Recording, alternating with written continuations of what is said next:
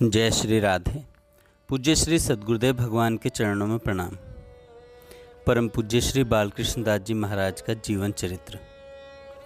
पूज्य श्री राधा बाबा जी के साथ गोरखपुर में रस गोष्ठी। दिनांक 28/9/1976। आज भी श्री घनश्याम दास ठाकुर जी ने पुनः कल वाला प्रश्न रख दिया। श्री बाबा ने भी उसी बात को आगे बढ़ाते हुए कहा, अप्राकृत राज्य में प्रवेश का एवं हृदय में अप्राकृत राज्य के अवतरण का एकमात्र उपाय है भगवत कृपा पर निर्भरता। इसके अतिरिक्त अपने एवं श्री भाई जी के जीवन से संबंधित कुछ घटनाएं भी बाबा ने श्री महाराज जी को सुनाई।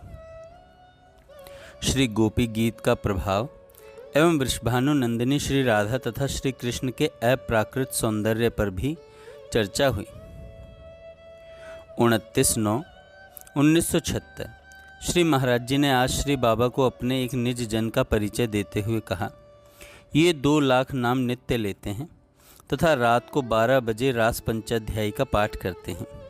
नाम जप की बात सुनकर पूज्य बाबा प्रसन्न हो उठे।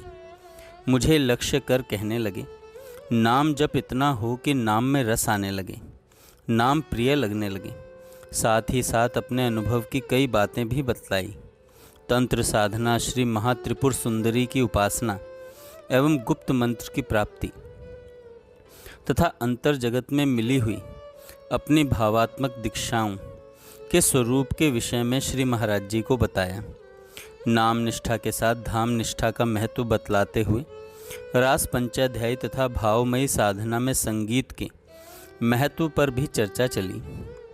अंत में पुनः भगवत कृपा का गुणगान करते हुए पूज्य बाबा कहने लगे, कृपा आश्रित की लज्जा कृपा सागर को रहती है। कृपा आश्रित का सारा कार्य भगवत कृपा से अनायास हो जाता है। भगवत कृपा से अथवा संत कृपा से कृपा आश्रित साधक को ऊंची से ऊंची वस्तु सहज सुलभ हो जाती है। कृपा आश्रित के लिए लक्ष्य सुलभ है, सुगम है और सुप्राप्य है। दिनांक 1/10/1976। आज की चर्चा के प्रारंभ में ही पूज्य राधा बाबा ने पूज्य श्री महाराज जी की स्व सुख विहीनता की भूरी भूरी प्रशंसा करते हुए कहा कि स्व सुख वासना विहीनता ही ब्रज भाव का साधन एवं साध्य है। यही ब्रज भाव की आधारशिला है। ब्रज भाव ज्ञानोत्तर भाव राज्य की वस्तु है। कहने लगे, मुझे भाव राज्य के तट का पता नहीं, मैं तट से गहराई में नहीं आया, मुझे तो हेलीकॉप्टर से महाभाव सागर की अकल्पनीय गहराई में फेंक दिया गया। भगवद इच्छा में अपनी इच्छा को मिला देने के महत्व का प्रतिपादन करते हुए पूज्य राधा बाबा ने कहा, कामना शून्य व्यक्ति के जीवन में ही मान अपमान के प्रति समान भाव रहता है। वे अपने और श्री भाई जी के जीवन की कुछ घटनाएं भी बताते रहे। श्री बाबा ने नाम धाम लीला तथा संत की महिमा का बखान करते हुए कहा, ये वस्तुएं इतनी सामर्थ्य हैं कि साधक यदि किसी एक को भी पकड़ ले तो ऊंची से ऊंची वस्तु की प्राप्ति हो जाएगी।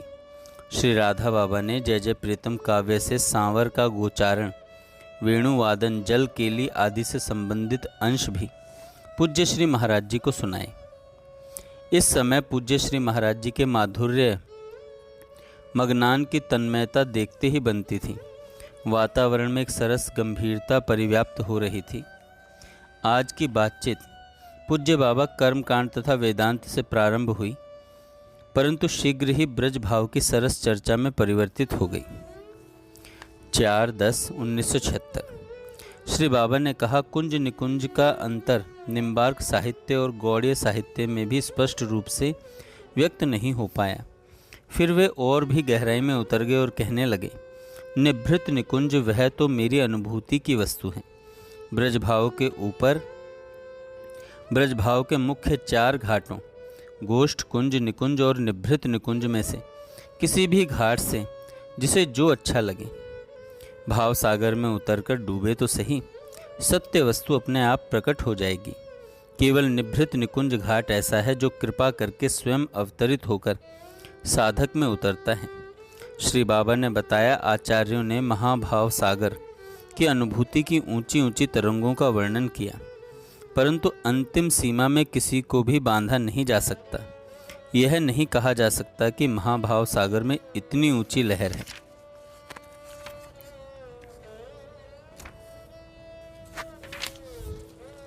अंत में चर्चा पुनः कृपा पर ही आकर अटक गई।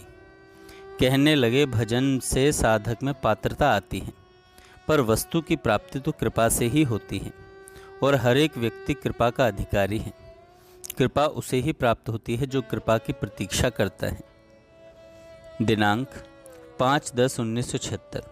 पूज्य श्री महाराज जी नहीं चाहते थे कि आज नित्य की तरह गोष्ठी हो, क्योंकि श्री बाबा बहुत अस्वस्थ तथा थके हुए थे। श्री महाराज जी ने ठाकुर जी से बैठक स्थगित करने के लिए कहलवाया, परंतु बाबा के अति आग्रह से विवश होकर श्री महाराज जी को जाना ही पड़ा। लेटे लेटे ही श्री बाबा ने कहा, श्री महाराज जी के पास बैठने से मुझे वास्तविक आराम मिलता है। फिर तुरंत उठ बैठे और परम प्रसन्नता व्यक्त करते हुए विनोद के स्वर में श्री महाराज जी से कहने लगे, क्या मैं बुलाऊं तो आप नहीं आइएगा? श्री बाबा का प्यार देखकर श्री महाराज जी के नेत्र डबडबा आए। वे भला क्या उत्तर देते।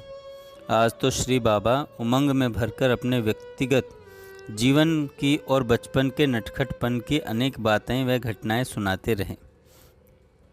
उन्होंने एक भूतग्रस्त स्त्री एवं एक ओझा की ऐसी हूबहू नकल उतारकर बताई कि सब हंसते हंसते लोटपोट हो गए। अपनी किशोरावस्था के चांचल्य की बातें भी सुनाई। पूज्य श्री महाराज जी भी अत्यधिक प्यार से श्री बाबा की बातों को रुचि लेकर सुन रहे थे। श्री बाबा ने कहा, आप मेरी ऐसी बातें भी प्यार से सुन रहे हैं, सचमुच संतों की मुझ पर बड़ी कृपा है। और पुनः कृपा पर ही चर्चा चल पड़ी। समय समय पर हुई संत कृपा की कई घटनाएं सुनाते हुए श्री बाबा ने कहा, संत सहज कृपा से मेरे पास आते हैं और ना जाने क्या क्या दे जाते हैं। 7/10/1976। आज माधुर्य एवं भगवत्ता के विषय में चर्चा होने लगी। पूज्य बाबा ने कहा, श्री कृष्ण में अनंत विमुग्धता एवं अनंत ज्ञान एक साथ विद्यमान है और यही उनकी भगवत्ता है। जहाँ भगवान से भक्त का मधुर संबंध होता है, वहाँ भगवत्ता छिपी रहती है। कालिया दमन, गोवर्धन धारण आदि प्रसंगों में कुछ समय के लिए जो भगवत्ता प्रकट हुई है, वह केवल संबंधगत माधुर्य का पोषण करने के लिए है। श्री बाबा ने जय जय प्रीतम काव्य का कुछ अंश सुनाया, जिसे सुनकर श्री महाराज जी बहुत अधिक भाव विभोर हो गए और प्रसंग समाप्त होने पर अपने स्थान पर जाकर कुटीर का द्वार बंद कर लिया।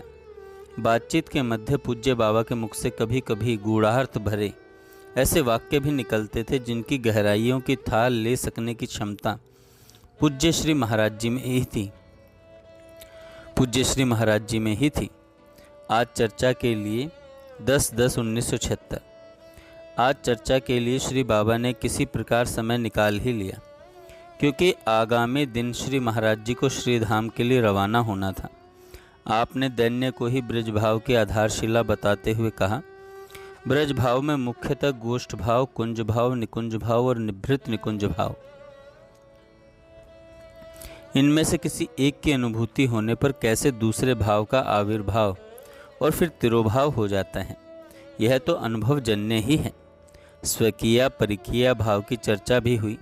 श्री बाबा ने कहा, रसिक संत के मानस पटल पर आविर्भूत संपूर्ण लीलाओं का मूल स्रोत निभृत निकुंज का नित्य चिन्मय विलास है, इसलिए लीलाएं अनंत हैं। आज बाबा धारा प्रवाह बोलते जा रहे थे। दोनों ही महापुरुषों की भावमयी स्थिति वातावरण को रसाद्र कर रही थी। वे कहने लगे, महाभाव और रसराज का एक विचित्र रहस्य है।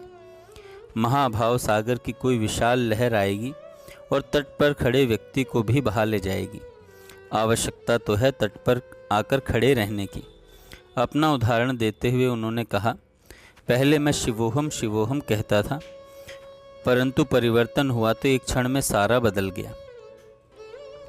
श्री महाराज जी ने सरस विनोद करते हुए कहा, अब तो साहम साहम। इस पर बाबा रीझ गए। जय जय प्रीतम काव्य के कई प्रसंग गाकर सुनाते रहे। श्री हरिवल्लभ जी से बात कहत रस रंग उछलिता और मोहन मुखारविंद पर मनमथ कोटिक वारों रिमाई पद भी गवाए। जय श्री राधे। आगे हम कल सुनेंगे।